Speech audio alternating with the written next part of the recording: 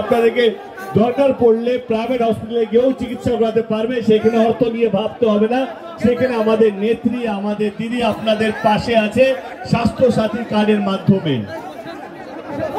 2021-এর আগে আমরা কথা দিয়েছিলাম যে যদি আমরা আবার ফিরি, মানে বিধানসভায় যদি আমরা আবার দিদি আবার যদি মুখ্যমন্ত্রী হয় তৃতীয়বারের জন্য, তাহলে আমাদের নেত্রী লক্ষ্মীর ভান্ডারের মতন প্রকল্প নিয়ে আসবে। এবং আপনারা ভরপুর ভালোবাসা দিয়েছেন, ভরপুর আশীর্বাদ করেছেন। আমরা 200-র বেশি সিট নিয়ে আবার বিধানসভায় ফিরেছিলাম, যে তার 3 মাসের মধ্যেই দিদি লক্ষ্মীর ভান্ডারের প্রকল্পটা বাস্তবিক করেছে। এবং যেই লক্ষ্মীর ভান্ডারে আগে 500 টাকা করে দেওয়া হতো, আজকে সেটা 1000 টাকা এবং 1200 টাকা করে দেওয়া হয়।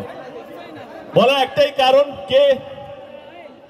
যে সরকার কথা দেয় ভোট নিয়ে পালিয়ে যায় তাকে আর নয়, এবং যেই সরকার কথা দেয় ভোট নেয় এবং আপনাদের পাশে থাকে, যেই কথাগুলো দিয়ে থাকে সেই কথাগুলো ভোটের পর সেগুলো বাস্তবিক করে, সেই সরকারের হাত আপনাদের শক্ত করতে হবে।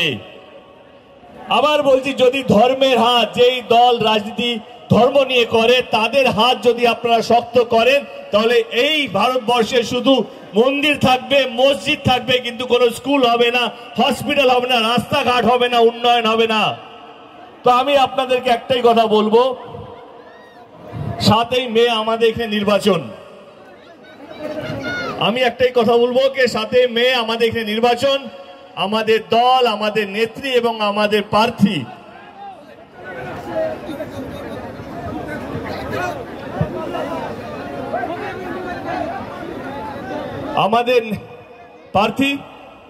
আবুদা, যদি আপনাদের মনে হয় 7 তারিখে আমরা ভালো কাজ করেছি, তাহলে এই লোকসভা কেন্দ্রের প্রত্যেকটা ভোট যেন আবুদার প্রতি পড়ে, এইটাই আপনাদের কাছে অনুরোধ করতে এসেছি।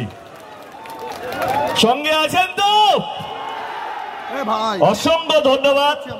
বেশি সময় নেব না, যেরকম ভাবে বললাম খুব ভালো লাগলো। প্রথমবার আমার জীবনে আমি হেলিকপ্টার মিস করলাম এবং 4 ঘন্টা পর কোথাও পৌঁছলাম।